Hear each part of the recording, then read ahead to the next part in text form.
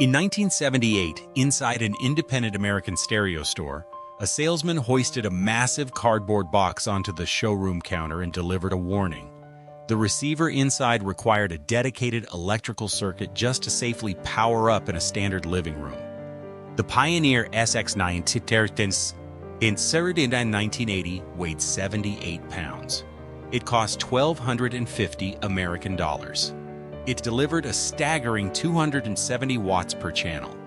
Retailers used its glowing amber meters and massive heat sinks to sell a middle-class dream, relying on brute force to drive power-hungry American one-acoustic suspension speakers. But the paradox of the SX-1980 was its lifespan. The machine, built to be the unbreakable centerpiece of the American home, would rule the showroom for barely 2 years. Its physical perfection triggered its own extinction. The real story of the Pioneer SX-1980 is not just the story of a 78-pound amplifier.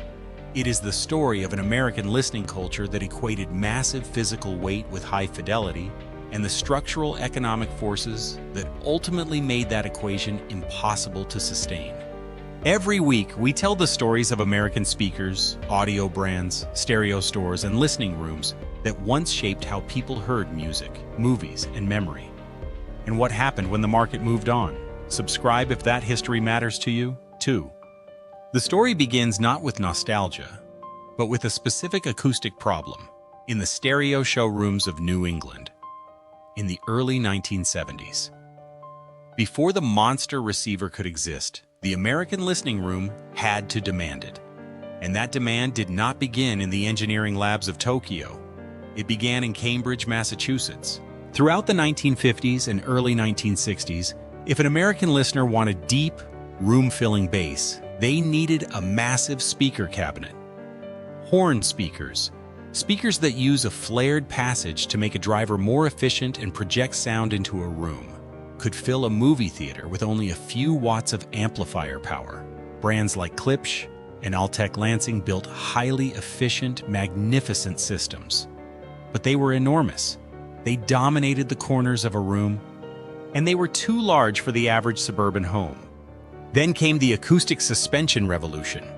Acoustic suspension, a sealed box design where the trapped air inside the cabinet acts like a spring to control the woofer, changed the geometry of American audio.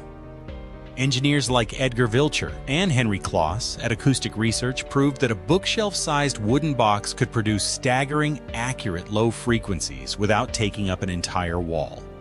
The American middle class bought them by the millions. College dorm rooms in Chicago, suburban basements in Philadelphia, and living rooms in Detroit were suddenly filled with Acoustic Research AR3A and KLH Model 6 cabinets. But this acoustic miracle carried a hidden structural cost. Acoustic suspension speakers were notoriously inefficient because the woofer had to physically fight the air pressure sealed inside the cabinet. It required a tremendous amount of electrical current to move back and forth. A vintage high-efficiency horn speaker might produce deafening volume with 15 watts. An AR3A or a large Advent loudspeaker needed 50, 60, or even 100 watts just to wake up and reproduce the dynamic range of a live drum recording. This created a crisis on the American retail shelf. Inside independent stereo stores across the country, salesmen realized that the receivers they had in stock, respectable units producing 20 or 30 watts per channel, were clipping, distorting, and running dangerously hot when paired with these new, power-hungry New England speakers. The speakers were brilliant, but they were starving for current. The American audio market needed a solution. The living room required more power.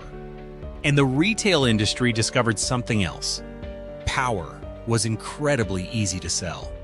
The problem was not just the speakers. The problem was that the American hi-fi dealer needed a way to demonstrate them without blowing a fuse, and total wattage became the easiest, most objective metric to print on a price tag. By 1974, the receiver power wars had officially begun. American brands like Marantz, which had built its reputation on warm, low-wattage tube amplifiers, transitioned to solid-state designs and began pushing 50, then 70, then 80 watts per channel. But the companies that truly capitalized onto the American thirst for wattage were the Japanese manufacturing giants, Sansui, Kenwood, and Pioneer. Pioneer recognized that the American stereo store was not just a place to buy electronics, it was a theater of specifications. When a customer walked into a regional chain like Tech Hi-Fi or a local independent dealer in Fort Worth or Seattle, they were confronted by walls of glowing silver faceplates. The salesman would route the audio signal from a turntable into a receiver and then out to a pair of heavy walnut speaker cabinets. If the receiver could not deliver tight, controlled bass, if it could not control the heavy woofer cone during a demanding orchestral crescendo or a heavy rock bass line, the stereo image collapsed and the sale was lost. Power became the ultimate proxy for quality. In 1976, Pioneer introduced the SX-1250, delivering 160 watts per channel. It was massive, heavy, and critically acclaimed. It easily drove the most stubborn acoustic suspension speakers the American market could throw at it. It became an immediate status symbol. But the stereo store environment is structurally hostile to satisfaction. The moment Pioneer released the SX-1250, competitors like Technics, Sansui, and Marantz went back to their engineering labs to beat the number. The target moved to 200 watts, then 250 watts. The engineering required to double amplifier power is not linear. It requires massive, exponential increases in copper for transformers, enormous aluminum heat sinks to dissipate the dangerous thermal loads, and heavy-duty capacitors to store the necessary voltage. The receivers were becoming heavier, more expensive to build, more expensive to ship across the Pacific, and more difficult for a single store employee to lift onto a display shelf. Yet the American dealer networks demanded more. They needed a flagship. They needed a machine so visually imposing, so statistically overwhelming, that it would serve as a gravitational anchor for the entire store. Even if most customers walked out with a cheaper 30-watt receiver, they needed to see the ultimate expression of analog power sitting on the center display, proving the brand's dominance. The American living room had been conquered. Now the battle moved to seeing how far the limits of physics, copper, and aluminum could be pushed before the retail market broke. In 1978, the Pioneer Corporation answered the American retail demand for absolute power. They did not answer with a subtle refinement. They answered with the SX-1980. When the delivery trucks arrived at the loading docks of American stereo chains, places like Pacific Stereo in California, Tech Hi-Fi in New England, and Crazy Eddie in New York, store employees quickly learned that moving the new flagship receiver required two people. The cardboard shipping box alone was intimidating. Inside was a machine that measured nearly 2 feet wide, weighed 78 pounds, and commanded the visual center of any room it entered. It was a receiver, but it looked like industrial architecture. The chassis was wrapped in a heavy walnut veneered wooden cabinet. The front was dominated by a thick, brushed aluminum faceplate. At the center sat an enormous, weighted tuning dial that spun with heavy, oiled precision. Flanking the dial were massive glass windows displaying glowing amber VU meters, moving rhythmically to show exactly how much power was being sent to the speakers. This was not merely a consumer electronic device, it was a physical manifestation of analog superiority. The sheer weight of the SX-1980 was not a marketing trick. It was a strict requirement of the laws of physics to deliver a genuine 270 watts per channel into an 8-ohm load with less than 0.03% total harmonic distortion. Unwanted change added to the sound by the amplifier. The receiver required a power supply of staggering proportions. At the heart of the chassis sat an enormous toroidal transformer, a massive donut-shaped electrical core wrapped in heavy copper wire, designed to provide highly efficient, stable, and enormous electrical current. When a listener put on a dynamic rock record or a complex orchestral piece, and a sudden, heavy bass note demanded a massive surge of electricity to push a heavy speaker cone, a lesser amplifier would choke. The sound would flatten, distort, or clip. The toroidal transformer ensured the SX-1980 never choked. It held a vast reserve of raw current ready to deploy in a fraction of a second. Surrounding the transformer were 4 massive power capacitors, each roughly the size of a soda can, acting as electrical reservoirs. Protruding from the sides and back were gigantic heat sinks, large, heavy aluminum fins designed to pull destructive thermal heat away from the internal output transistors. An amplifier producing 270 watts per channel generates an immense amount of heat. Without those heavy aluminum fins, the machine would simply cook itself to death in a living room cabinet. None of these components could be faked. They could not be replaced by clever circuitry or smaller parts. Copper is heavy, aluminum is heavy, real analog power is brutally, unapologetically heavy. That physical reality was the receiver's ultimate competitive moat. Competitors could not build a cheap version of the SX-1980 because the raw materials alone dictated the cost. When a hi-fi salesman hooked the SX-1980 up to a pair of notoriously inefficient acoustic suspension speakers, like the Acoustic Research AR3A or the large Advent loudspeaker, the technical specifications vanished and the listening room experience took over. The heavy woofer, a large driver designed to reproduce low frequencies, was finally given enough electrical current to start and stop with absolute precision. The kick drum on a vinyl record did not sound muddy.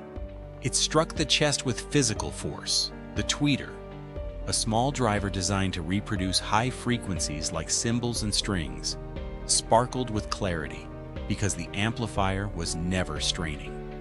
The stereo image, the illusion that sounds come from distinct, three-dimensional places between and around 2 speakers, became a rock-solid wall of sound. The listener was no longer just hearing the music. They were experiencing the physical movement of air controlled by a Japanese machine built to conquer American rooms. But that level of analog perfection came at a severe price. In 1978, the suggested retail price of the Pioneer SX-1980 was $1,250 American dollars. Adjusted for inflation, that was the equivalent of roughly $5,500 today. At a time when the average American worker might take home a few $100s a week, and a brand new Ford Pinto could be purchased for around $3,500, the SX-1980 was an astronomical investment for a piece of home entertainment equipment. It was not a machine meant for the casual listener. It was a statement piece. The leading audio institutions of the era recognized exactly what Pioneer had accomplished. Stereo Review Magazine, Audio Magazine, and High Fidelity Magazine ran extensive bench tests on the unit, routinely finding that Pioneer had actually underrated the power output. The receiver often pushed past 300 watts per channel before clipping. Audio enthusiast clubs, independent stereo showrooms, wealthy audiophiles, and even some recording engineers marveled at the sheer, excessive capability of the machine. Yet Pioneer knew that most customers walking into a mall audio store or an independent stereo shop would never spend $1,250 on a receiver. And that was entirely the point. The SX-1980 served a critical psychological function in the American audio market. It was a halo product. It sat on the top shelf of the display rack, massive and glowing, proving to the customer that Pioneer was the undisputed king of power. A young college student or a suburban parent might look at the SX-1980 in awe and realize they could never afford it, and then confidently buy a cheaper Pioneer SX-780 for $300, trusting that the same engineering DNA lived inside the smaller box. The monster receiver anchored the store. It anchored the brand. It anchored the dream. The badge on the massive silver faceplate was not just decoration. It was a promise. that physics would not fail the music, no matter how hard the listener pushed the volume. By late 1978, the American Stereo Store had evolved from a quiet hobbyist shop into a high-volume retail theater, and the Pioneer SX-1980 was its main attraction. To understand the scale of Pioneer's victory, you have to look at the American audio retail map of the era. This was the golden age of the dedicated hi-fi showroom. In San Francisco, Pacific Stereo built massive display rooms.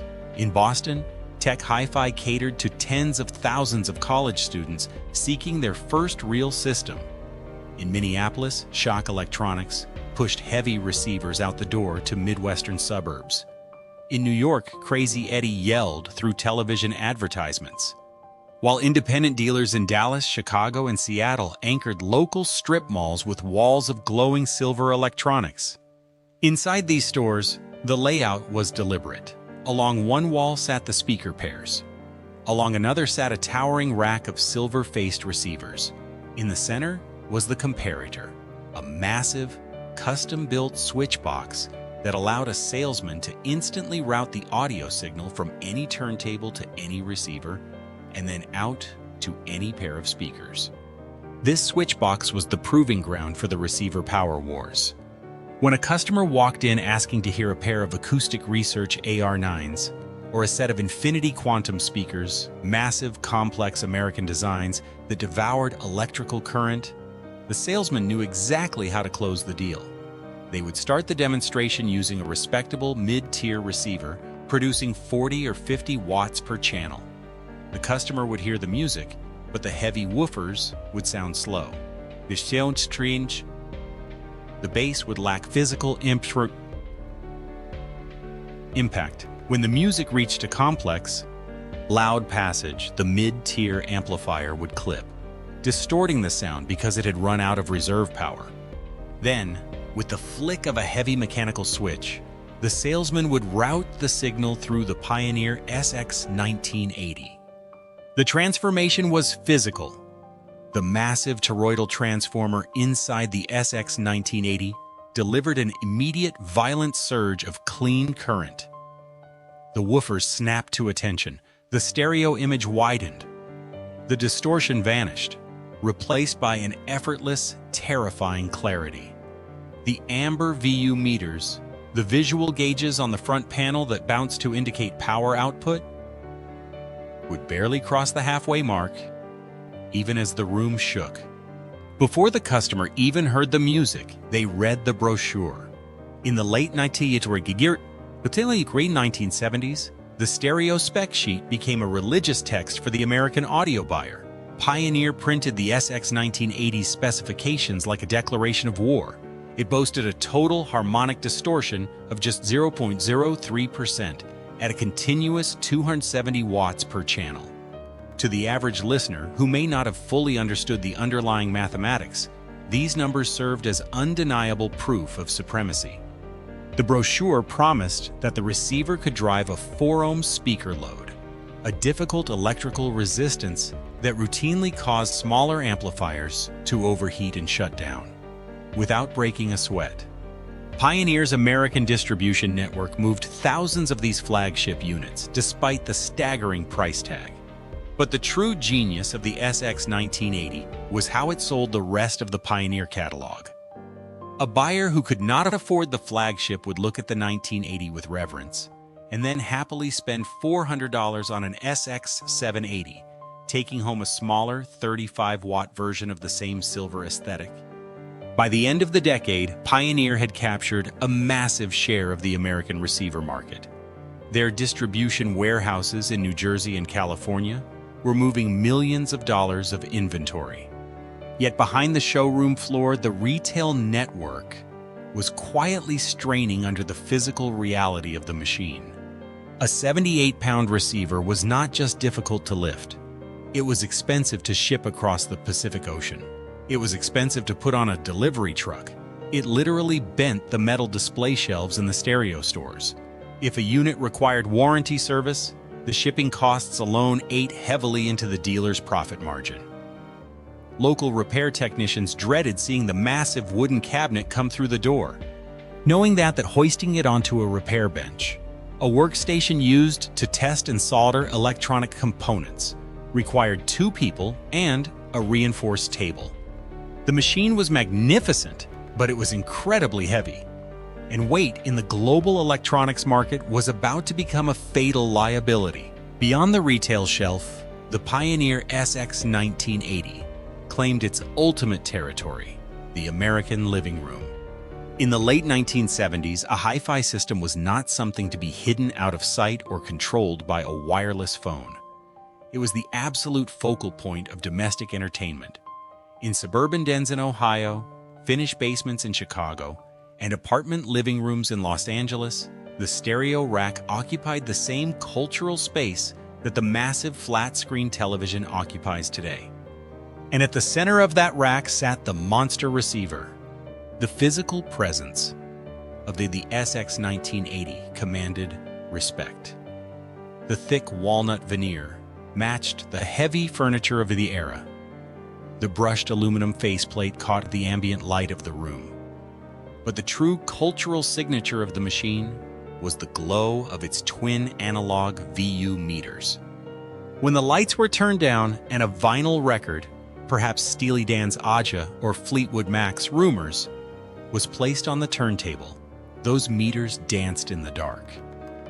They provided a visual translation of the electrical current surging from the massive toroidal transformer out to the speakers. For the American listener, watching those needles jump in time with a heavy kick drum was not just a technical diagnostic. It was a hypnotic, emotional experience.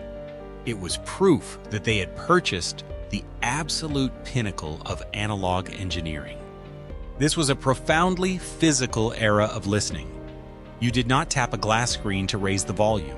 You grasped a heavy, solid aluminum knob, milled from a single piece of metal, and turned it with deliberate force. Every switch in the SX-1980, from the input selectors to the bass and treble controls, engaged with a heavy, satisfying mechanical click.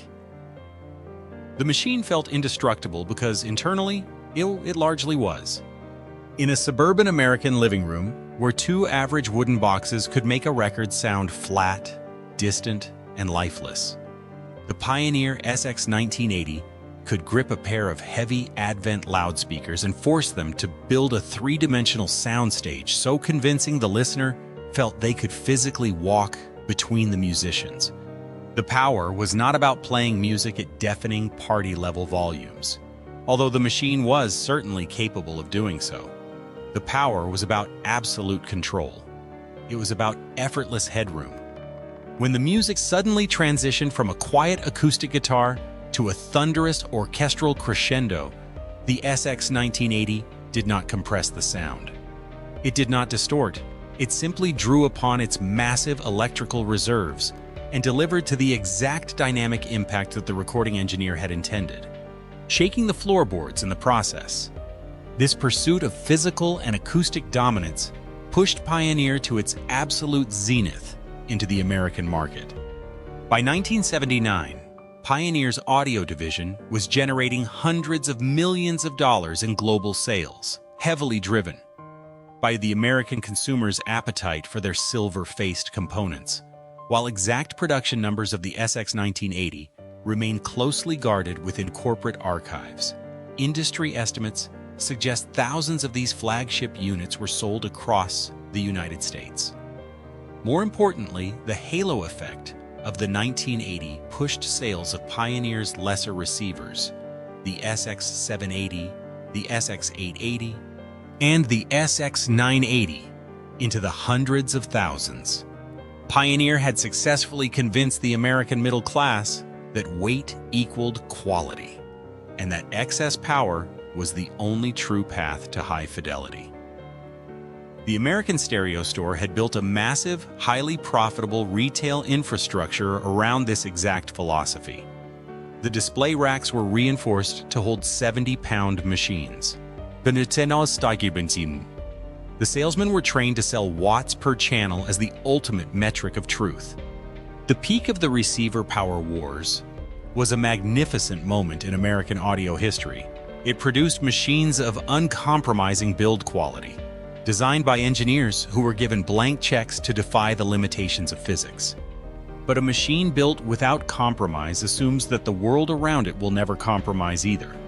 The SX-1980 1980 relied on an ecosystem of cheap global shipping, stable commodity prices for copper and aluminum, and an American consumer willing to dedicate an entire wall of their living room to heavy wooden cabinets and silver electronics. It assumed the hi-fi showroom would last forever. The monster receiver had won the living room. It had also taught the industry to build a machine that the changing global economy would soon refuse to support. The collapse of the receiver power wars did not begin with a sudden technological failure. It began with a quiet, structural fracture in the global economy that made the pursuit of heavy analog perfection mathematically impossible to sustain. The first small crack appeared not on the showroom floor, but on the shipping invoices of independent American stereo dealers in the late 1970s and early 1980s. To understand the death of the monster receiver, you must understand the invisible forces of American retail economics. The pioneer SX-1980 and the massive machines built by its competitors relied on an era of relatively cheap global manufacturing and transportation. But by the turn of the decade, the global oil crisis had triggered severe inflation. The cost of petroleum skyrocketed. The cost of aluminum for the massive heat sinks spiked. The cost of raw copper, the critical element required to wind the enormous toroidal transformers that gave these receivers their effortless current, reached record highs. Suddenly, putting a 78-pound wooden and metal box onto a cargo ship in Tokyo, unloading it at a port in Long Beach, California, and putting it on a diesel delivery truck bound for a stereo store in Chicago or Atlanta became catastrophically expensive. The physical weight that had served as the ultimate proof of audio quality was now destroying the dealer's profit margin. The independent hi-fi store was a delicate ecosystem. Dealers relied on a specific markup to keep their demonstration rooms open, pay their knowledgeable sales staff, and maintain their on-site repair benches. When the landed cost of a flagship receiver increased due to raw material and shipping inflation, the dealer could not simply pass that entire cost onto the American consumer, who was already dealing with a domestic recession. The margin shrank. The heavy receiver became a financial anchor. This economic pressure triggered the first major structural force that dismantled the era: the brutal reality of domestic and global manufacturing costs. To survive the 1980s, the audio industry had to fundamentally change how it built equipment. The mandate from corporate headquarters was no longer about pushing the boundaries of physics to achieve 300 watts per channel. The new mandate was absolute cost reduction. The era of over-engineering was over. The era of the accountant had begun. This shift was physical, immediate, and obvious to anyone who walked into a stereo store. The beautiful, heavy walnut veneers, the knob, that had matched American living room furniture were replaced by cheap vinyl wrap printed with artificial wood grain. The thick, brushed aluminum faceplates were swapped for thin, stamped metal, and eventually for injection-molded, IG plastic. The heavy, tactile toggle switches were replaced by cheap push buttons.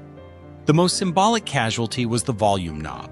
In 1978, turning the volume up on a Pioneer SX-1980 meant turning a solid piece of milled aluminum that engaged a heavy, lubricated internal potentiometer.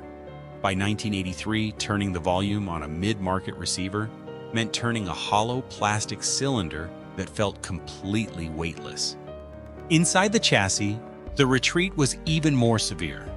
Engineers began replacing the massive, discrete internal components with integrated circuits, or ICs, small silicon microchips that could perform the job of dozens of separate analog parts at a fraction of the cost and weight. ICs were highly efficient and incredibly cheap to mass produce, but when pushed to their absolute limits in a demanding audio environment, they often lacked the raw, brute force electrical headroom of the old discrete designs. The massive toroidal transformers were downsized. The heavy aluminum heat sinks were replaced by thin metal fins and cheap, noisy cooling fans. The visual identity of American audio shifted entirely. The glowing amber VU meters, which had served as the hypnotic heartbeat of the 1970s living room, were deemed too expensive to manufacture. They were replaced by cheap, digital LED bar graphs that flashed in harsh red and green lights. Simultaneously, the acoustic problem that had originally justified the monster receiver was quietly disappearing. The Pioneer SX-1980 was built to solve the inefficiency of the heavy American acoustic suspension speaker. But by the early 1980s, speaker design was evolving. Companies began moving away from sealed boxes toward bass reflex designs, cabinets that featured a tuned port or opening to reinforce bass output using the back wave of the woofer. These ported designs were vastly more efficient. They did not require massive electrical current to produce high volume.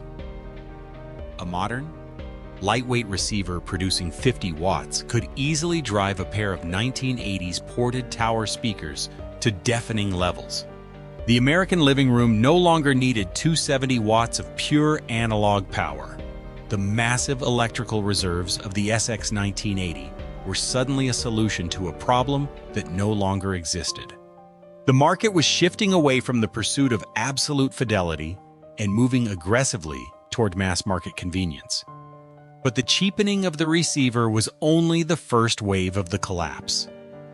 The stereo store itself, the theater where these machines had earned their glory, was about to face an extinction-level event. In the mid-1980s, the American retail landscape fundamentally fractured. The independent hi-fi dealers, the very stores that had built the Pioneer SX-1980's mythology, were being systematically dismantled by a new retail model, the big box electronics chain. Companies like Circuit City and Best Buy did not sell high fidelity through careful, isolated demonstration. They sold electronics through warehouse volume and aggressive discount pricing. Inside a big box store, there was no custom-built comparator switch box. There was no quiet listening room. A receiver sat on a metal shelf under harsh fluorescent lighting, next to a microwave oven and a VCR. In this brutal retail environment, a 78-pound flagship receiver was useless. The mass-market consumer walking into a mall in 1986 did not want a $1,200 analog monument. They wanted a complete rack-style stereo system, bundled with a dual cassette deck, a turntable, and lightweight speakers for under $500. Big box retailers demanded high profit margins and cheap shipping weight. The Japanese audio giants complied, prioritizing plastic fascias and integrated circuits to hit the required price points. Then came the digital disruption. When the compact disc arrived in America in 1983, it promised perfect sound forever, without the pops, clicks, or surface noise of vinyl records. The marketing language of audio shifted overnight. The metric of quality was no longer analog wattage. It was the word digital. Japanese manufacturers poured their research budgets into digital to analog converters and microprocessors. The stereo receiver was no longer just an amplifier, it was becoming a computer. The massive aluminum heat sinks and heavy copper coils of the SX-1980 were viewed by corporate accountants not as assets, but as archaic analog baggage. But the ultimate death blow to the two-channel monster receiver came from Hollywood. By the early 1990s, the American living room underwent a massive structural shift. The physical focus of the room moved away from the stereo rack, and centered entirely on the television set. The era of home theater had arrived. To decode Dolby Pro Logic surround sound, a home theater receiver now needed 5 channels of amplification, left, right, center, and 2 rear surrounds. If an audio company tried to build a 5-channel receiver using the massive, discrete power supply philosophy of a Pioneer SX-1980, the unit would weigh 200 pounds and cost $10,000. The American market demanded 5 channels of surround sound for $300 at Best Buy. To achieve this, the entire concept of amplifier power was redefined. The heavy toroidal transformer was abandoned for cheap, lightweight switching power supplies. The continuous, heavy-duty power ratings were watered down by creative marketing math. A 1990s home theater receiver might claim to deliver 100 watts per channel, but it was a thin, fragile wattage, generated by cheap silicon chips. It was designed only to power tiny plastic satellite speakers and a separate powered subwoofer, a speaker containing its own internal amplifier, dedicated solely to reproducing very low bass frequencies. The receiver no longer had to push heavy air. It only had to process digital signals. The American audio market had chosen convenience, screens, and multi-channel immersion over pure, brute force analog fidelity. The ecosystem that sustained the monster receiver completely collapsed. The transition was absolute. The massive transformers were scrapped. The independent dealers filed for bankruptcy. The heavy wooden cabinets disappeared. The silver faceplates vanished. The amber meters went dark. Black plastic took the shelf. The 2-channel era broke. The showroom went silent. The living room moved on. The monster receiver was extinct in the retail market, but the digital age would soon discover exactly what it had lost. Pioneer did not die. The corporation survived the 1980s and 1990s by pivoting aggressively. They became a dominant force in American car audio, bringing the super tuner to suburban dashboards. They pioneered Laserdisc technology. They eventually conquered the professional DJ equipment market, but the pioneer that built the SX-1980, the audio division dedicated to bankrupting the laws of physics for the sake of 2-channel stereo supremacy, ceased to exist. The brand name remained on the shelves of American big-box retailers, printed on black plastic home theater receivers that weighed 15 pounds and boasted hollow, digital wattage. The badge survived. The heavy analog philosophy was buried. But the machines themselves refused to die. Today, across the United States, a dedicated subculture of vintage audio collectors, electrical engineers, and hi-fi enthusiasts treats the SX-1980 not as a piece of obsolete electronics, but as an irreplaceable mechanical artifact. On websites like Audio Karma, in vintage audio Reddit communities, and on auction sites like eBay and AudioGone, a surviving Pioneer SX-1980 commands astronomical prices. A unit in poor condition, dragged out of a dusty garage, can easily sell for $3,000. A fully restored unit can command $8,000 or more. The restoration process is brutal and uncompromising. Independent American repair technicians, often working on reinforced benches in their garages or small commercial shops, must dismantle the 78-pound chassis to perform a complete recapping. The meticulous process of replacing decades-old, leaking capacitors on the internal circuit boards to stabilize performance requires hundreds of hours of highly skilled soldering. Technicians clean the heavy mechanical potentiometers. They replace the burned-out incandescent bulbs behind the thick glass. They apply fresh thermal compound to the aluminum heat sinks, ensuring the massive toroidal transformer and the output stage can safely breathe again. They do not spend this money and time simply because the receiver looks beautiful in a mid-century modern living room. The SX-1980 passes the ultimate test of survival. It still performs a physical task that modern technology struggles to replicate. A modern, highly efficient Class D digital amplifier can deliver tremendous wattage from a box the size of a paperback book. But when hooked up to a difficult, power-hungry vintage speaker, like an original Acoustic Research AR3A, an Advent loudspeaker, or a massive infinity tower, digital amplification can sometimes sound clinical, thin, or easily exhausted during sudden dynamic shifts in the music. The SX-1980, with its massive reserves of raw, uncompressed analog current, grips the heavy woofers with absolute physical authority. It moves real air. It forces the speaker cabinet to build a three-dimensional soundstage that feels heavy, warm, and violently alive. The original engineering still matters because pure, brute force analog current cannot be perfectly simulated by a cheap silicon chip. The retail infrastructure that originally sold this dream has been entirely erased from the American landscape. If you drive to the original locations of the massive tech hi-fi showrooms in New England, or the expansive Pacific Stereo locations in California, you will not find audio history. The physical sites where the receiver power wars were fought and won are gone. The brick buildings have been leveled and replaced by strip malls, fast food drive-thrus, mattress stores, and cellular phone retailers. The dedicated listening rooms, where salesmen once flipped heavy mechanical switches to demonstrate the undeniable difference between 80 watts and 270 watts, have been paved over. The American stereo store is a ghost.